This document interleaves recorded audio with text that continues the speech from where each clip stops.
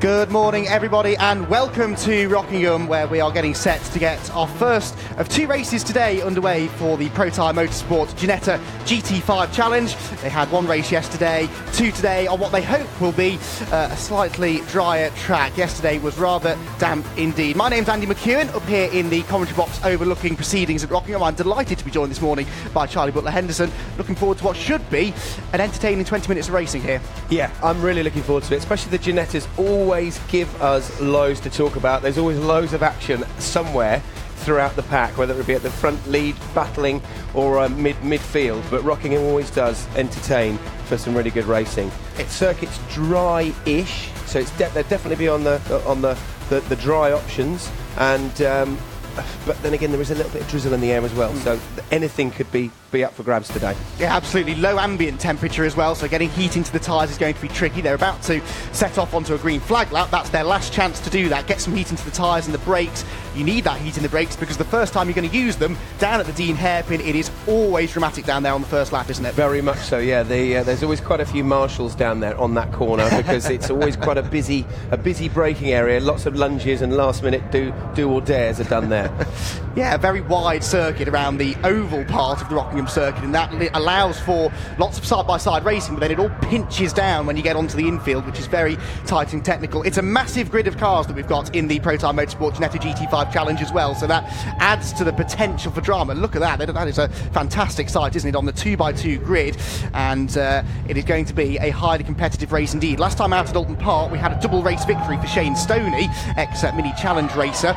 They were in very wet conditions as well. Yesterday, he only managed a 5th place finish, though. They start this one the way in which they finished yesterday's race too, so he will be looking to try and make progress in the red, yellow and white car number 89. The car set off onto their green flag lap then around the Rockingham Supersports Car long circuit, the longest of the configurations available here at the Rockingham Motor Speedway in Corby, and as you can see, as they make their way up through the banking, the majority of the track is dry. There's the odd damp patch here and there, but hopefully as the day goes on they should start to dry out. Pole position then is held in this race by James Kellett because he won yesterday.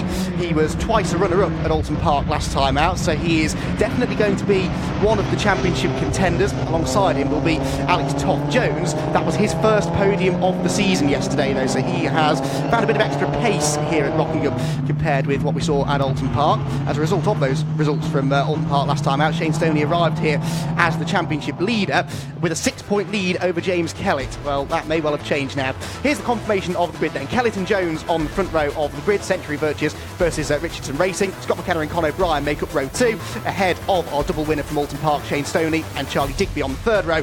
Row 4 for Max Bird and Morgan Quinn. Carlito Morocco, ex-Fiesta Junior racer, and Jerry Nicosia, also an ex-Fiesta Junior racer, make up the 5th row of the grid. Further behind them, though, there are plenty more looking to try and move their way into the top 10 over the course of the race. Matt Rainbow and Sebastian Arenram are on the 6th row. Row 7 for Ashley Marshall and Will Dardle, Gordon Much and Connor Grady. He could be one to watch to move forward. So too Katie Milner, a very rapid lady racer, down on the 9th row of the grid with Gus Bowers. Sammy Sorolainen and Adrian Campbell-Smith rounding out the top 20 on this 32-car grid.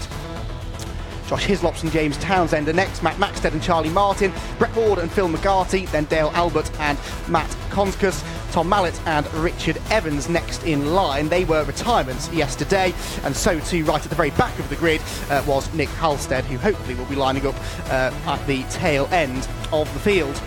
So the cars are nearly around towards the start-finish line. Andrew Marshall also will be starting at the tail end of the field. I know not why though, because I think he was a non-starter yesterday actually, so this will be his first chance to make his way out onto the circuit, because the field weave left and right as aggressively as they can to get some heat into the tyres. Charlie, it is difficult, isn't it, in these conditions to get the temperature into the tyres.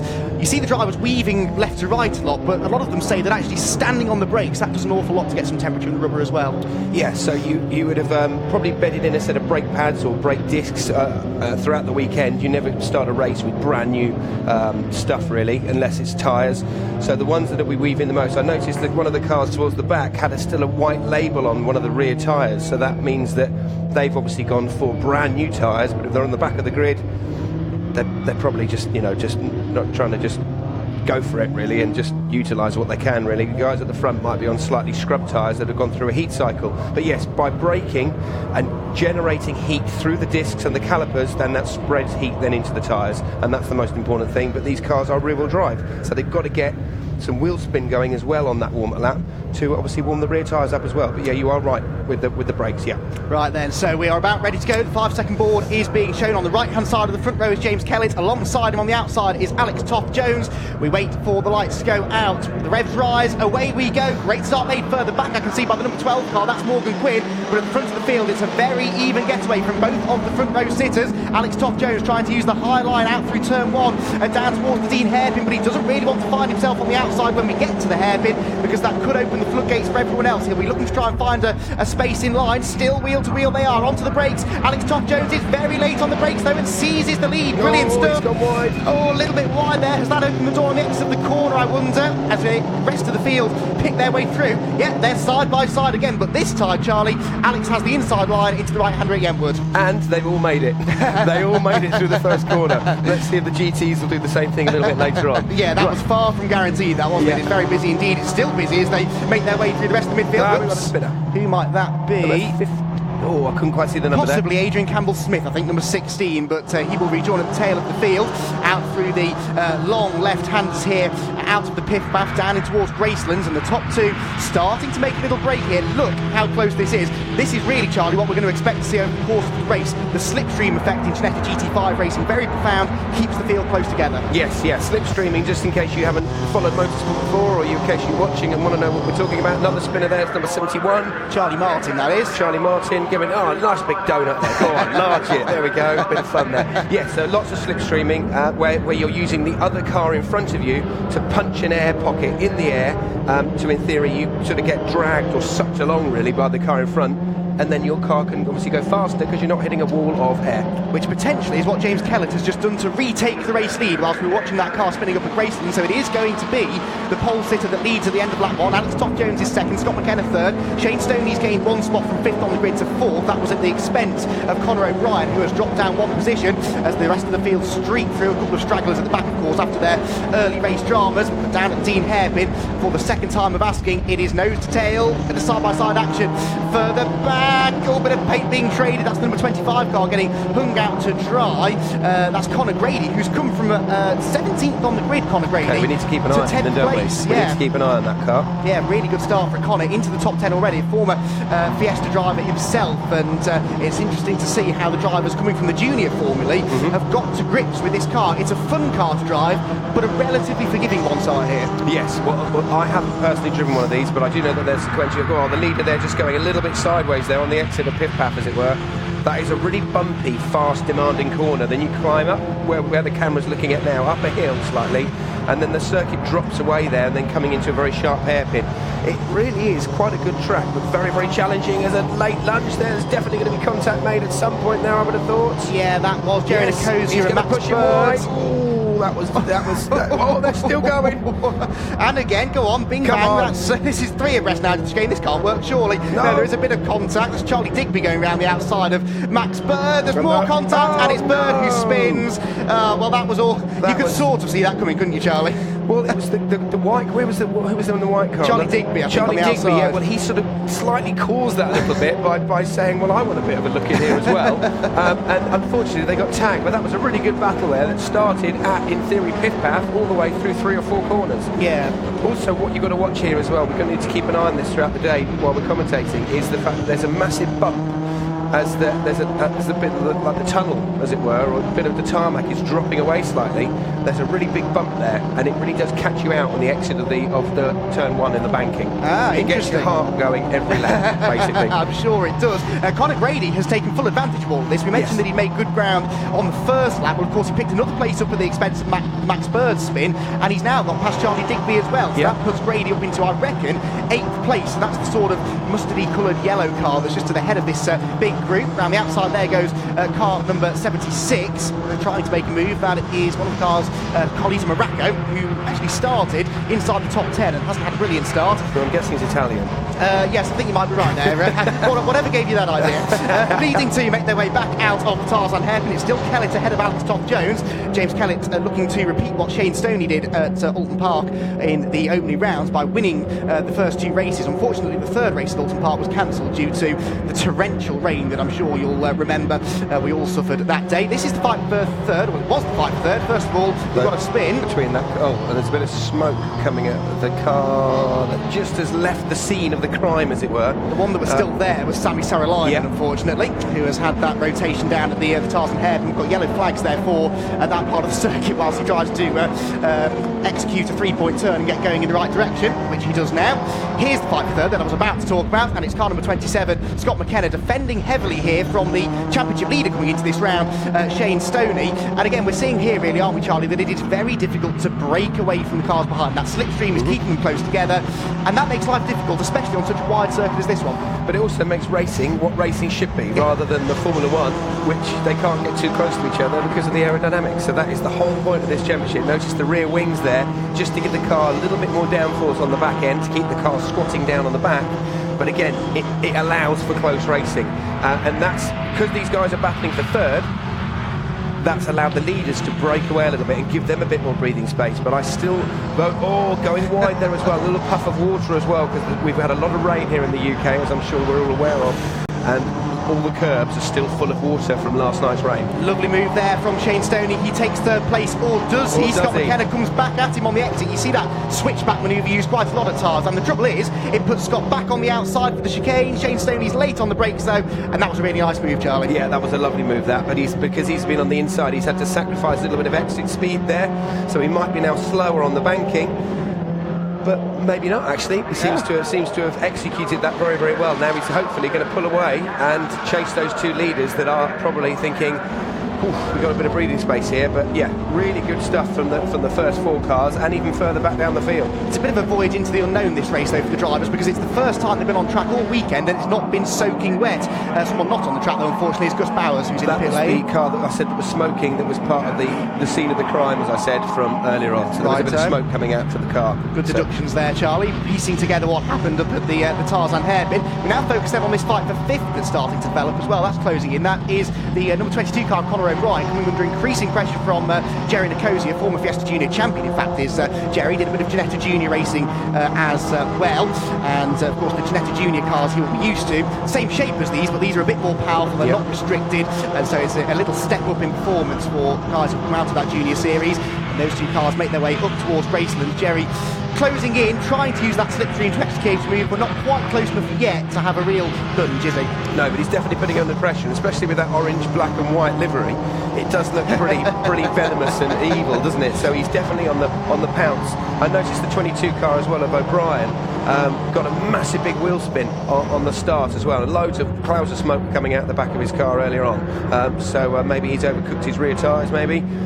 Who knows? It is a very abrasive surface, Rockingham, isn't it? Yes, so that can cause tyre dramas. Over a 15-minute race, you wouldn't expect it to be an issue, but you never know whether they're on fresh tyres, as you were talking about. These tyres may have done some mileage earlier on in the weekend. We know not. Back across the line they come. We're just over halfway through now. 7 minutes still to go. Fastest lap of the race, incidentally, has been set by the third place man, actually, Shane Stoney, on that lap. So Shane Stoney is starting to bridge the gap to the leading 2. He's only a second behind the second place man, so we'll keep one eye on the timing screen and one eye on this battle is going on for 5th, because Nicosia had a little look up the inside. Yeah, you can see there Shane Stoney is pulling away, and he's now close enough to get a whiff of that toe, and that should carry him right up to the race leaders. Yeah, definitely. And as we said, aerodynamics on these, they're not as like a Caterham, as it were. They're pretty much like bricks. They're still a little bit more slippery than that, but it's really important to get as close as you can to that car in front, especially on this sort of windy, breezy Rockingham day that we're at today.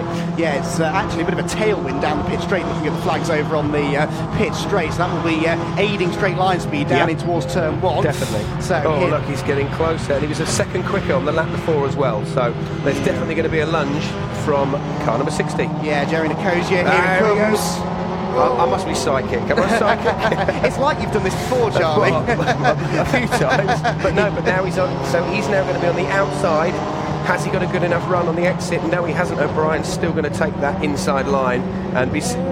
Maybe not. Maybe Look not. at that. What a move. If that works, bit of contact through the apex. Nikosia's up alongside. Watch out for the car behind of Arenram to try and buy into all of this as well, which he may well do. The blue and yellow car gets a much better exit from the chicane as a result of those two falling over each other. And I think he might get past Jerry Nikosia here. Down the start-finish line they go. Jerry, though, has the slipstream still from the car in front. It's going to be wheel-to-wheel as they turn their way through. So this is now for 6th position. Sebastian Arenram started 12th. So the blue and yellow car on the inside has really made some good ground. On the inside line, down towards the braking zone at Dean Hairpin. This should work. He might get both of them in one go. This is going to get tight up the inside line. No, has to settle for just the 1 place gained. Good move, and he really read the situation well there between the two cars in front of him. Yeah, he did. So you got Nikosia in the car number 60, had a massive lock-up, which we just saw coming into the chicane onto the banking, and that will probably be affecting the handling of the car because there was quite a lot of smoke that came out of the front left. That's Max Bird again, who's already been pointing the wrong way once, and the 76 car who has gone off with him, who I seem to remember I've mentioned, that's Carlito Morocco. So two drivers Italian friend. Yes, two drivers who have already had issues, and unfortunately their day going from bad to worse. That was down at Dean Hairpin, and I fear that Morocco's car is beached in all the mud. And yes, I've just literally looked up and seen the yellow car in the commentary box, and that's what we're looking at now. Yeah, now we were watching Connor, weren't we? Because he was storming through the field. Something has gone awry down at the Dean Hairpin. And that was such a shame because he's come from the back and he was up to like 8th or 9th. Yeah, well inside the top 10. And now he's got a shorter Ginetta than he had earlier. Yes, unfortunately. Now, Connor's car is well out of the way. He's ended up partway around the banking, but Carlito Morocco's car is beached in the grass. Could require the potential for a safety car intervention. We'll keep you updated on that if it happens.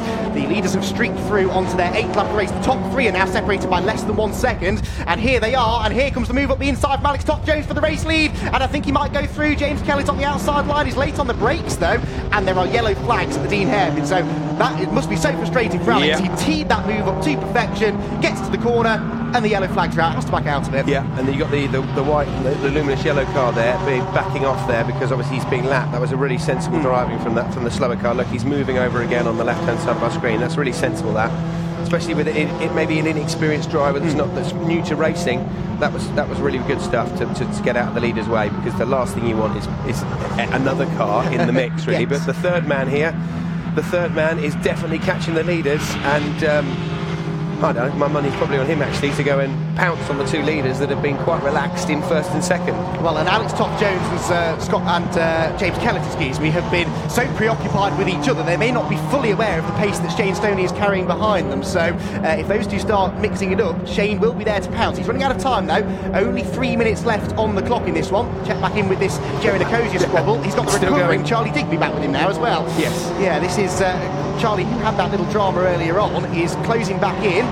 Leaders, though, couldn't get much closer, and we're heading now, Charlie, onto the part of the circuit where the slipstream takes effect, and they're all going to arrive at Dean Hairpin pretty much together, I reckon. Yeah, I reckon there's going to be a lunge at some point, which is a technical term for an overtake or a pounce on the inside, or even around the outside of the Dean Hairpin. We've seen so many overtaking manoeuvres done there. Let's see what's going to happen. So yellow flag still out there, I'm afraid. Yeah, of course, and a little puff of a few flames out the back of the number 2 car in 2nd place. That looked really good. So with the Dean Hairpin out of commission now, where is the next best place to try and launch an attack? The other hairpin at Tarzan, I suppose. You've got the Swede. Oh, well saved. That was Sebastian Arenram. How on earth has he ended up there? That's on the grass on the left-hand side between turn 1 at the banking. And he was doing so well as well. He's just done a mega move earlier. He's thrown it away. Here we go. This is what happened. He lost it on his own. On his own. So no contact whatsoever. I tell you, very lucky there. That was some car control. I know that was a full 360-degree spin, but not to make contact with anything solid at those speeds, fastest part of the circuit. That is really impressive stuff. It's ruined his race, unfortunately. I'd like to see his heart rate now. Yes, through the roof, I would imagine. Right then, we're about to come through to start what will be the final lap of the race, and James Kellett and Alex Toft-Jones have made a bit of a break again now from Shane Stoney, actually, despite our predictions that Shane was carrying the most momentum. And so this battle for the lead is potentially a 2-horse race, but a lot can change over the long lap here at Rockingham. 1 minute and 15 seconds on the clock. They're lapping in the 1 minute 31 range, so this will be the final lap of the race. And through they come, and Alex Toft-Jones is close enough to attack. There's also a warning flag as well. Yes. A warning flag being given to, can't see the number. Can't see the number, no, but not one of the leads, I don't think. Now we're heading down towards the Dean hairpin, but the yellow flags are still out, much to Alex Toft-Jones' frustration, because again, he was close enough to have a look up the inside, but they're still busy recovering Carlito Morocco's car from the outside of the corner. So for the safety of the marshals, of course, they have to slow down the racing of that part of the circuit. That means that there are limited opportunities now for Alex to make this move. He'll be doubly frustrated because he was ahead part way around the first lap, and then out of our sight, he lost the lead again to Kellett.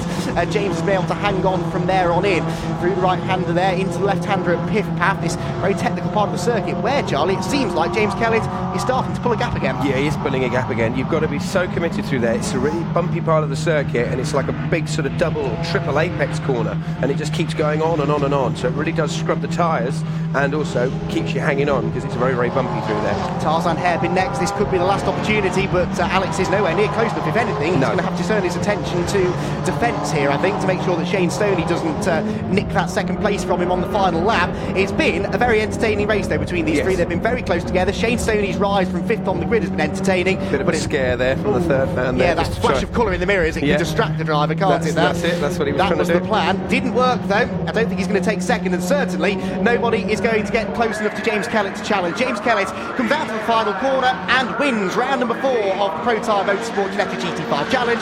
Second goes the way of Alex Toft-Jones, and third for Shane Stoney. Good championship points, though, for the early season championship leader. And fastest lap for Stoney as well. Ah, yes, well spotted, well spotted. Further back, this battle's still going on. This is O'Brien, Nicosia and Digby, except Digby's got ahead of Nicosia on the last lap, and Jerry has lost a headlight as well, so despite trying to lighten his car, he's still lost a spot. Oh, it's still spinning. Yeah, that's 81, which is one of the cars that was a bit further down the order. That was on the exit of Piff Path. Exit Piff Path, Phil McGarty, that was, on the exit of Piff Path, who's had a rotation. The rest of the field starting to streak through.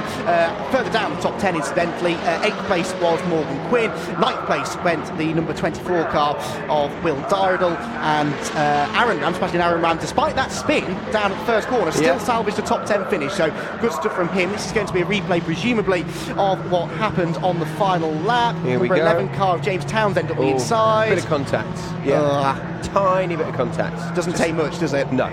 No, and around he went, unfortunately. So not the end of the race that Phil McGarty wanted, having rose through the grid from 26th on the grid, get the number right.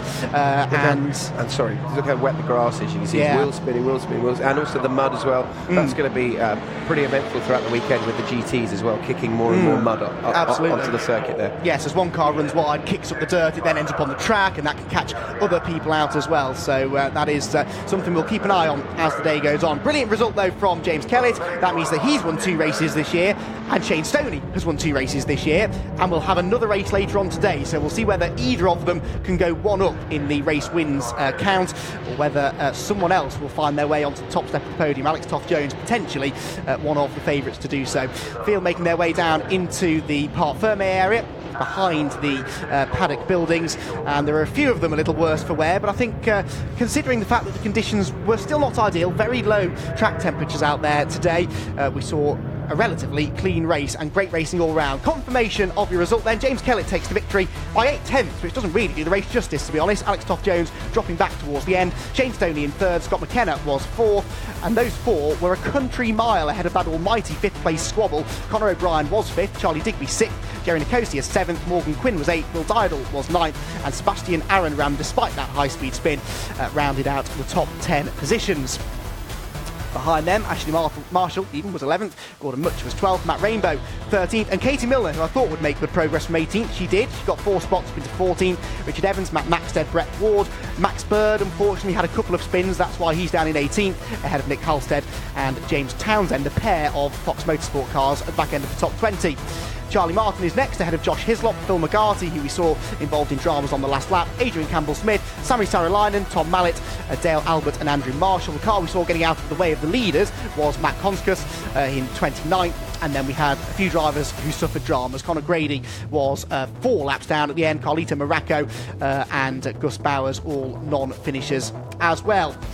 So, an entertaining opening race of the weekend for the Pro Tyre Motorsport Ginetta GT5 Challenge. They do have another race coming up a little bit later on, and that will be after before our live coverage of the British GT Championships at about 25 minutes past 12 for the third and final race of the weekend for the Pro Tire Motorsport Ginetta GT5 Challenge. Good racing all round, and we look forward to more of the same later on. So here are a few highlights of the race then. It was a brilliant even start from both front row men. If nothing else, it was a good start from Alex Toft-Jones round the outside. He got his nose ahead going into turn 1, but it was wheel to wheel, 3 and 4 abreast further back. It's a miracle, really, that they all did get through the first corner in one piece, but it was all about that battle between James Kellett and Alex Toft-Jones as they hit the brakes. Through into the lead went Toft-Jones. He ran wide, did initially manage to hang on to the position, though, only for James Kellett to find a way back through later on around the first lap. Whole field streamed through the Dean hairpin down in towards Tarzan. There was lots of shuffling. This is going to be, I presume, how James Kellett got through. Spins further back though for the 71 car of Charlie Martin, and for number 21 Sami Saralainen, a couple of drivers whose races went downhill right from the word go. At the front of the field, Kellett got himself back in front of Alex Toft-Jones, and the pair started to make a break from the charging Shane Stoney, who caught up to them but was never quite able to challenge. There was drama behind though as Jerry DeCosia launched an audacious manoeuvre up the inside of Conor O'Brien, made it stick, and that opened the door for Sebastian Arenram. Drama for Carlito Moracco and Max Bird up at the Dean hairpin, and then bigger drama for Arenram. How on earth? Spin of the day. Yes, and save of the day, I'd say, as well, to avoid the concrete wall. That was remarkable stuff. He still recovered for a top 10 finish as well. But they were all left chasing James Kellett, who came home a race winner for the second time this weekend at Rockingham to launch himself well and truly into championship contention. Well, the recovery process well and truly underway up at the Dean hairpin. That is Carlito Moracco's car being recovered, and Charlie, that car does not look in showroom condition anymore. It's rather muddy. You made the point about how wet the grass will be here at Rockingham. Carlito has found out exactly how wet and boggy that grass can be. Yes, definitely. As we all know, we've had a hell of a lot of rain over the last few weeks here in the UK, and that was definitely well and truly sunk. So the mechanics will be getting changed into their sort of skivvy sort of outfit, as it were, and going to be getting the pressure washer out and getting that car cleaned up. But that is a little bit more serious, the Grady car. What an absolute shame as well, especially as he come from the back of the grid. He was storming up to 10th place, and I'd like to know what happened. We'll probably find out at some point, and we'll do a bit of research, so we'll be able to find out before race 2. But yeah, that doesn't look in a very good way. Even though the cars are fiberglass, okay, so it looks probably worse than what it is.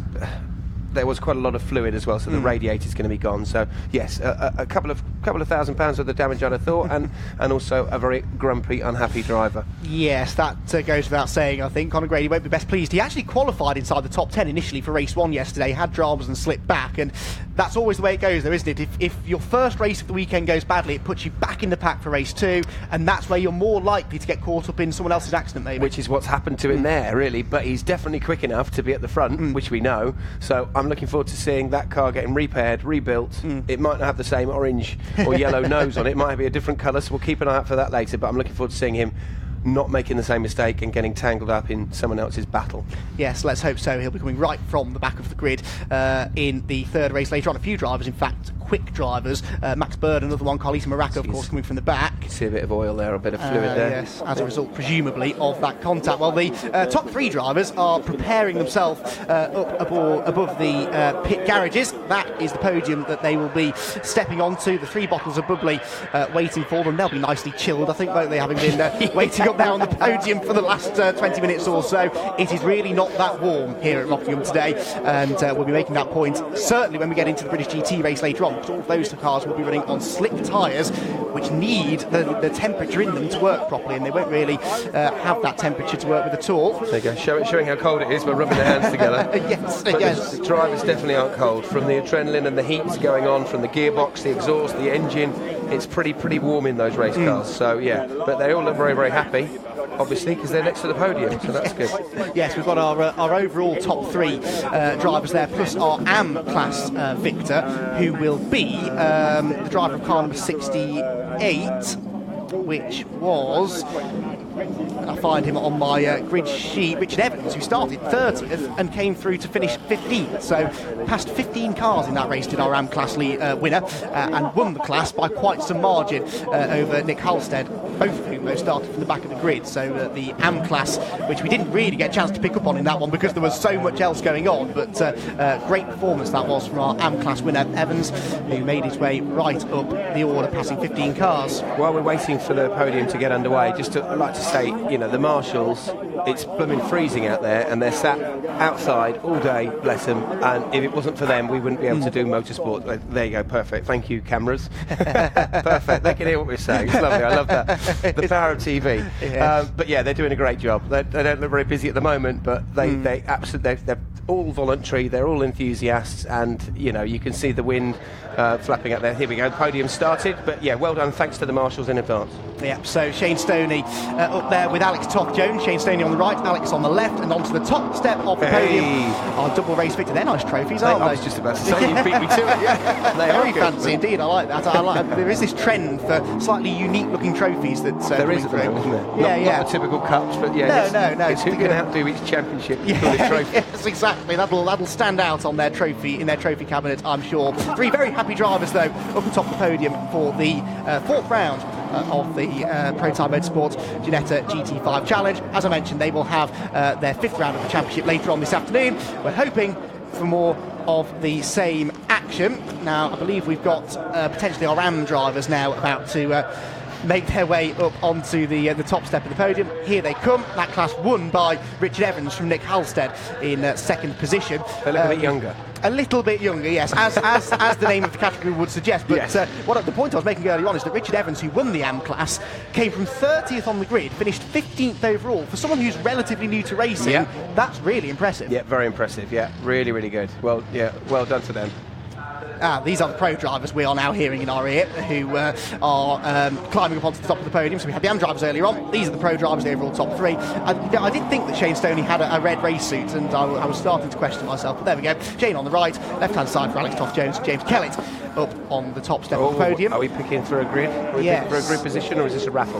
This will. If it's a raffle, I'm not entered. But this is, I think, number 8. I think that was, wasn't it? So 8 cars will be reversed to form the grid for race 3 later on. I love a good reverse grid race, Charlie. That adds to the drama, doesn't it? Well, not when I was racing the minis a while ago. Yeah, when you win a race, you've got to reverse it. But the reason why they're not doing the champagne is because obviously they've got another race later. They don't want to be all sticky and horrible for the next race. No, absolutely. That next race will be coming up a little bit later on this afternoon. For now, though, we'll leave you in peace. I hope you enjoyed our opening race of the day here from Rockingham. The Prototype Motorsport Ginetta GT5 Challenge never fails to provide entertainment, and let's hope they'll do the same in their third race later on this afternoon. Thank you very much for joining us, and we'll see you again later.